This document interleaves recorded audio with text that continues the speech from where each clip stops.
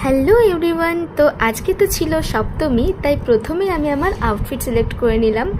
আর এই দেখো, এই ওয়াচটা আমাকে আমার মা গিফট করছে, যেটা আমার সত্যি খুব পছন্দের।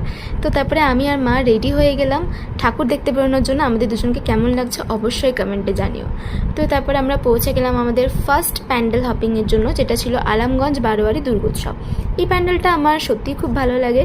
তো এদের এবারের থিম ছিল মায়াজাল, যেটা পার্সোনালি আমার মায়ের খুব ভালো লেগেছিলো। আর এদের থিমটা সত্যি খুব সুন্দর ছিল। আর এখানকার প্রতিমাটা খুব সুন্দর দেখতে।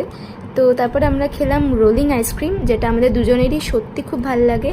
তো আমার মা এখানে ওয়েট করছে আইসক্রিমের জন্য। তো আমরা নিচ্ছিলাম চকলেট ফ্লেভারের আইসক্রিম, আর সেটা খাওয়ার পর আমরা চলে গেছিলাম আমাদের সেকেন্ড প্যান্ডেল হপিংয়ের জন্য তেলিপুকুরে। তো এই প্যান্ডেলটা পার্সোনালি আমার এত ভালো লেগেছে যে আমি এখানে অনেক ফটোজ অ্যান্ড ভিডিওস ক্যাপচার করে নিয়েছি। তো আমার মাকে কেমন লাগছে অবশ্যই কমেন্টে জানিও। তো তারপরে আমরা চলে গেছিলাম আমাদের থার্ড প্যান্ডেল হপিংয়ে, যেটা ছিল চৌরঙ্গি ক্লাব। তো এই প্যান্ডেলের মেন থিম ছিল বেতের ওপর।